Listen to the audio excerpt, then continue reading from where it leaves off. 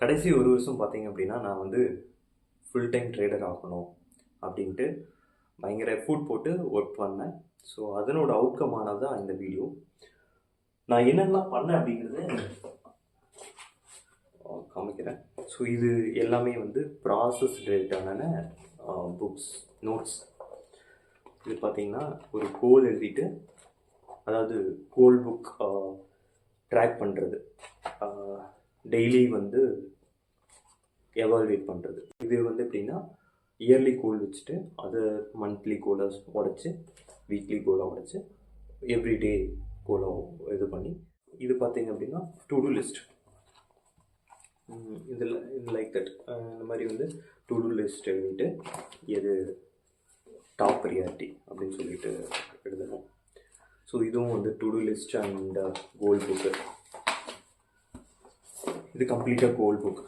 கோல் book அப்படின்னா டெய்லியும் வந்து நம்ம கோலை, இது எல்லாம் வந்து பார்த்தீங்க அப்படின்னா நோட்ஸ், லேர்னிங் நோட்ஸ் தான், ஃபுல்லாக அட்வான்ஸ்டு ப்ரைஸ் செக்ஷன். ஸோ இது வந்து ரொம்ப இம்பார்ட்டண்டான ரெஃபரன்ஸ், அடிக்கடி எடுத்து கடைசியாக லாஸ்ட்டாக முடித்து என் நோட்ஸ் எடுத்து ரொம்ப பழைய காலத்தில் ஆரம்பிச்சிட்டேங்க. இது வந்து பார்த்திங்கன்னா ரொம்ப பழசாகி போச்சு. இதிலேருந்து பெருசாக ரெஃபர் பண்ணுறதில்ல, ரொம்ப பேசிக்காக தான் எல்லாம் இருக்கும். ஸோ ப்ரைஸ் ஆக்ஷன் பார்த்திங்கன்னா பேட்டர்ன்ஸ்லாம் பிடிச்சிப்பேன். ஸோ இதெல்லாம் வந்து எவ்வளோ ரொம்ப பேசிக், எல்லாமே வந்து டெய்லி ரெக்கார்டாக தான் இருக்கும், டெய்லி ரெக்கார்டாக பண்ணுவோம். ஸோ இதெல்லாம் ஏன் காமிக்கிறேன் அப்படின்னா, இந்தளவுக்கு எஃபோர்ட் போட்டு நான் என்ன கன்க்ளூட் பண்ணேன் அப்படின்னா, நம்மளுக்கு டே ட்ரேடிங் செட் ஆகாது அப்படிங்கிறத கண்டுபிடிச்சேன். செட் ஆகாதுன்னா என்னால் வந்து கரெக்டாக பண்ண முடியுது, பட் லாஸ் வந்துச்சு அப்படின்னு வச்சுக்கோங்களேன், ஓவர் ட்ரேட் பண்ணிவிட்டு எமோஷனலாக நம்ம வந்து என்ன சொல்கிறது, மார்க்கெட்டை நெகட்டிவாக பார்க்குற இதில் போயிருக்கு, ஓவர் ட்ரேட் பண்ணிடுறேன். பாயிண்ட் ஆஃப் டைம் நான் வந்து இது வந்து லேர்னிங்காக பண்ணுறேன் அப்படிங்கிற ஒரு மைண்டு பின்னாடி வந்து ஒரு மைண்ட் செட்டில் வச்சுருந்தேன். ஆனால் உண்மையாக வந்து லேர்னிங்காக பண்ணுறேன் அப்படின்னா நான் ஒரு 2 குவான்டிட்டி ஸ்டாக்கை போடுறது, வாங்குறது, விற்கிறது அந்த மாதிரி பண்ணியிருக்கலாம். ஆப்ஷனில் ட்ரேட் பண்ணேன், ஃபியூச்சர்ஸில் ட்ரேட் பண்ணேன், இதே தான் பண்ணிகிட்டு இருந்தேன். பட் லாஸ்ட் ஒரு 2-3 வருஷமாக பார்த்தீங்கன்னா ஆப்ஷன்ஸ் மட்டும்தான் பண்ணிகிட்டு இருக்கேன். ஸோ அது என்ன ஆகும் அப்படின்னா, ஆக்சுவலாக ஆப்ஷன் பொறுத்தளவுக்கு அது ஒவ்வொரு நாளும் ஒவ்வொரு மாதிரி ஒர்க் ஆகும், கரெக்டுங்களா? எக்ஸ்பைரி டே அன்றைக்கி ஒரு மாதிரி ஒர்க் ஆகும், ஃப்ரைடேனா ஒரு மாதிரி ஒர்க் ஆகும். ப்ரீமியம் வந்து ரொம்ப அதிக அந்த விக்ஸை பொறுத்து மாறும். ஸோ அப்படிங்கும்போது நம்மளோட ஸ்ட்ராட்டஜியை கம்ப்ளீட்டாக அதில் டெஸ்ட் பண்ண முடியறதில்ல. அது ஒரு பெரிய பிரச்சனை. அது இல்லாமல் என்ன ஆகுதுன்னா, நிறையா டைம் நீங்கள் வந்து மார்க்கெட்லேயே உட்காந்துருக்க மாதிரி இருக்கும். பட் இது நல்லதா கெட்டதா அப்படின்னா, என்னை பொறுத்தளவுக்கு ஓகே, நல்லது தான். ஏன்னா ஸோ அதெல்லாம் தான் எனக்கு என்ன ஆச்சுன்னா, ஒரு அட்வான்ஸ்டு ப்ரைஸ் ஆக்ஷன் கோர்ஸ் படிக்கிறதுக்கு போது ஸோ இது எல்லாமே எனக்கு மைண்டுக்குள்ளே, ஸோ அவங்க வந்து எக்ஸ்பிளைன் பண்ணுறாங்க அப்படின்னா ஒரு ரிலேஷன், ப்ரைஸ் பேட்டர்னை ரிலேஷன் பண்ணி ஒரு பிகைன் செல்லர்ஸ் பையர்ஸோட மைண்ட் எப்படி இருக்குன்னு எக்ஸ்பிளைன் பண்ணுறாங்க அப்படின்னா, கம்ப்ளீட்டாக ஆமாம், ஐயோ அட சே இப்படியெல்லாம் நம்மளும் நினச்சிருக்கோமே, அட இந்த மாதிரி நம்மளும் ட்ரேட் பண்ணியிருக்கோமே அப்படிங்கிற ஆஹா மூமெண்ட் வந்துச்சு. என்னோடய தாட் என்னென்னா, நம்ம கற்றுக்கிட்டு அதை வந்து சொல்லிக் கொடுக்கணும் அப்படிங்கிற ஒரு தாட்டில் நிறையா தப்பு பண்ணுவோம் அப்படின்னு நினச்சிருந்தேன்.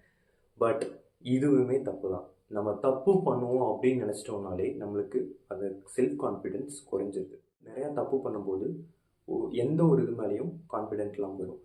அது சின்ன ஒரு எக்ஸாம்பிள், சைக்காலஜிக்கலாக ஒரு சைக்காலஜி புக்கில் தான் வந்து இந்த ஒரு ஸ்டோரி சொல்லியிருப்பாங்க. ஒரு குழந்தை ஒரு ஃபஸ்ட்டு டைம் நாயை பார்க்குது அப்படின்னா, அந்த நாய் ரொம்ப அக்ரெசிவாக இருந்துச்சு அப்படின்னா அதனோட மைண்டு என்ன பதிக்கும்னா, அந்த அக்ரெசிவான இதுதான். நாய் எப்போவெல்லாம் வேறு எந்த நாயை பார்த்தாலும் அந்த அக்ரெசிவான தாட்டு தான், அந்த எமோஷனல் பெயின் தான் வந்து அதுக்கு ரிமெம்பர் ஆகும். பட் அதுவே நாய் வந்து ஒரு ஃப்ரெண்ட்லியாக லவ்லியாக இருந்தது அப்படின்னா, அடுத்த அந்த நாயை ஃபஸ்ட்டு டைம் பார்த்தோன்னா உள்ளே ரெஜிஸ்டர் ஆகிடும், அந்த அடுத்த டைம் பார்க்கும்போது அது வேறு மாதிரி இருக்கும். ஸோ சேம் மார்க்கெட்டும் தான். இப்போ நீங்கள் வந்து எனக்கு வேறு மாதிரி இருக்கிற மார்க்கெட், ஒரு மாதிரி இருக்கிற மார்க்கெட் உங்களுக்கு வேறு மாதிரி இருக்கும், ரெஜிஸ்டர் ஆகிடும். ஸோ ஒரு ஸ்ட்ராட்டஜி ஒர்க் ஆகிறது எனக்கு ஒர்க் ஆகுறது உங்களுக்கு ஒர்க் ஆகாது. ஸோ அதை நீங்கள் வந்து புரிஞ்சுக்கணும். நீங்கள் ஒரு கோர்ஸோ இல்லை எதுக்காவது போகிறீங்க அப்படின்னா கூட, ஏதாவது பண்ணுறீங்கன்னா கூட அதை நீங்கள் புரிஞ்சுக்கோங்க. உங்களுக்கு ஒர்க் ஆகுறது எனக்கு ஒர்க் ஆகுது, எனக்கு ஒர்க் ஆகுது, உங்களுக்கு ஒர்க் ஆகுது. ஸோ உங்களுக்கு என்ன சூட் ஆகுதோ அதை கண்டுபிடிங்க. ஸோ இது வந்து என்னோட இன்ட்ராடேவோட எக்ஸ்பீரியன்ஸ். ஸோ இன்னும் ரெண்டு எக்ஸ்பீரியன்ஸ் வந்து இன்வெஸ்ட்மெண்ட் எக்ஸ்பீரியன்ஸ், அது ஒன் ஸ்விங் ட்ரேட் இல்லைன்னா லாங் டேர்ம் ட்ரேடுன்னு சொல்லலாம். ஸோ அந்த எக்ஸ்பீரியன்ஸும் இருக்குது. அது ரெண்டு பார்த்தீங்க அப்படின்னா எனக்கு ரொம்ப நல்ல பாசிட்டிவான எக்ஸ்பீரியன்ஸ். ஸோ அதிலிருந்து வந்த இன்கம் தான் இதை பேர் பண்ணியிருக்கு. இன்வெஸ்ட்மெண்ட் பொறுத்தளவுக்கு ரொம்ப ஆக்டிவாக நான் வந்து ஒரு ஸ்டாக் ஸ்பெசிஃபிக்காக இன்வெஸ்ட் பண்ணல. பட் ஒரு க்ரியேட் பண்ண போர்ட்ஃபோலியோவை ஒரு இன்வெஸ்ட்மெண்ட் மாதிரி மெயின்டைன் பண்ணது அது ரொம்ப ரொம்ப முக்கியம். அதை இன்வெஸ்ட்மெண்ட்டாகவே பார்த்தேன், அதை இன்வெஸ்ட்மெண்ட்டாகவே இன்னும் ஹோல்ட் பண்ணிகிட்ருக்கேன். ஸோ அதில் வந்த எக்ஸ்பீரியன்ஸ் ரொம்ப ரொம்ப பியூட்டிஃபுல்லான எக்ஸ்பீரியன்ஸ். ஸோ ஸ்டில் நான் அதை வந்து அப்படியே தான் ஹோல்டு பண்ண போகிறேன். ஓவர் த டைம் நான் வந்து நிறையா வந்து அந்த மாதிரி இன்வெஸ்ட் பண்ணவும் லாங் டேர்முக்கு இன்வெஸ்ட் பண்ணவும் போகிறேன். என்ன எக்ஸ்பீரியன்ஸ் அப்படின்னா ஒரு ஷார்ட்டாக சொல்லிடுறேன். ஃபஸ்ட்டு இன்வெஸ்ட் பண்ணது ஃபஸ்ட்டு ஏதாவது 2017-18 இன்வெஸ்ட் பண்ணியிருந்தேன்னு வச்சுக்கோங்களேன். 18 ஒரு போர்ட்ஃபோலியோ க்ரியேட் பண்ணேன். அந்த போர்ட்ஃபோலியோ டச் பண்ணாமல் விட்டுட்டேன். ஆனால் அது வந்து கொரோனா டைம்லலாம் பார்த்தீங்க அப்படின்னா அந்த மார்க்கெட் விழுந்துச்சுல்ல, கண்ணா பின்னான்னு கீழே போச்சு. ரொம்ப எல்லாமே -60% தான் போர்ட்ஃபோலியோ இருந்துச்சு. அப்போது எனக்கு வந்து ஒவ்வொரு நாளும் வித்துடலான்லாம் தோணி இருக்குது. பட் ஆனால் விற்கலை. ஒரே ஒரு ரீசன், நான் வந்து அதில் போடும்போது மணி இது வந்து எனக்கு வந்து இந்த மணி எனக்கு எதுக்காகவும் நான் எடுக்க போகிறதில்ல, எதுக்காகவும் யூஸ் பண்ண போகிறதில்ல, இதெல்லாம் இருக்க போகுது அப்படின்னு ஒரே ஒரு ஸ்டேட்மெண்ட்டை ஸ்ட்ராங்காக வச்சுருந்ததுனால அதை நான் எடுக்கலை. இப்போ வரைக்கும் அதனோட ரிட்டர்ன்ஸ் பார்த்தீங்க அப்படின்னா 130%, 150% பக்கமாக போயிடுச்சு. ஈவன் தோ -60% இருக்கும்போது ஏன் ஏன் அவ்வளோதான் கிடச்சிதா அப்படின்னு நீங்கள் கேட்கலாம். இன்வெஸ்ட்மெண்ட்டில் நம்ம அவ்வளோதான் எதிர்பார்க்க முடியும். பட் நான் அப்போ வந்து நிறைய தப்பான ஒரு ஸ்டாக்லாம் செலக்ட் பண்ணி ஆவரேஜ் அவுட் பண்ணி வெயிட்டேஜ் அதுக்கு ரொம்ப அதிகமாக கொடுத்துட்டேன். அதில் 2 ஸ்டாக் வந்து கம்ப்ளீட்டாக 90% கேபிட்டல் க்ளோஸ் ஆகிடுச்சு. ஆனால் அதில் இன்வெஸ்ட் பண்ணியிருந்த அமௌண்ட் வெயிட்டேஜ் அதிகம். பட் ரொம்ப ரொம்ப மினிமலான 5% இன்வெஸ்ட் பண்ணியிருந்த ஸ்டாக் வந்து அது எல்லா வெயிட்டேஜையும் சேர்த்து அதில் எடுத்துகிட்டு வந்திருக்கு மேலே.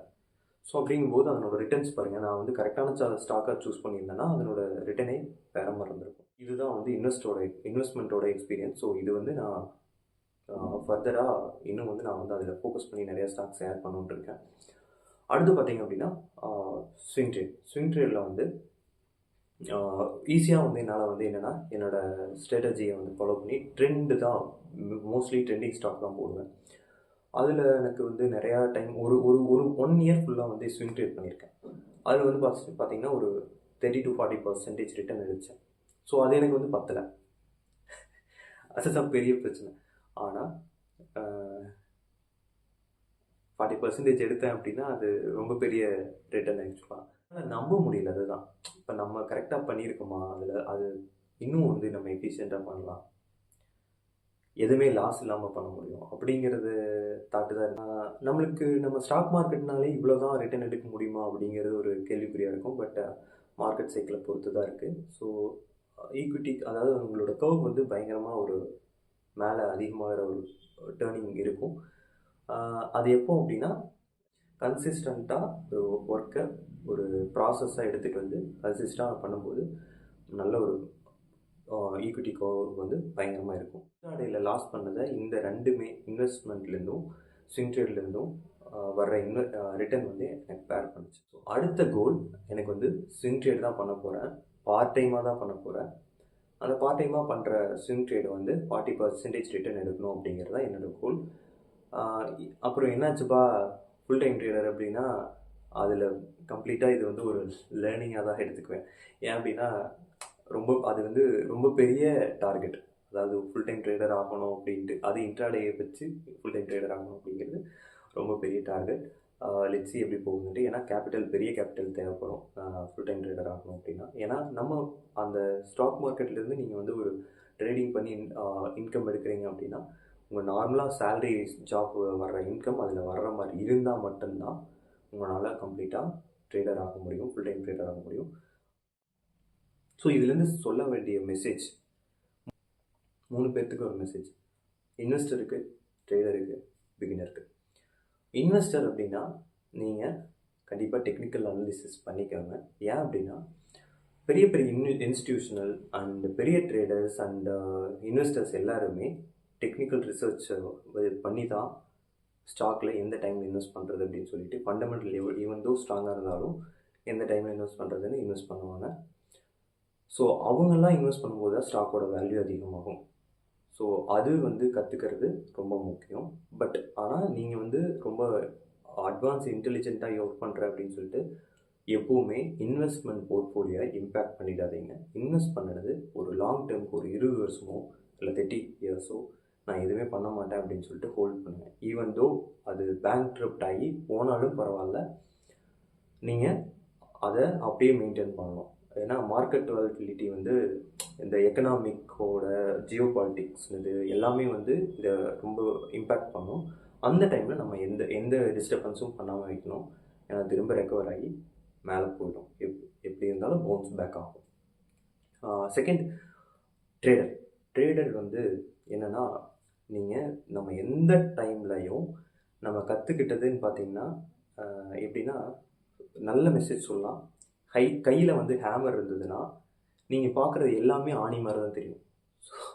ஸோ நம்ம கற்றுக்கிட்டது கொஞ்சமாக தான் இருக்கும்.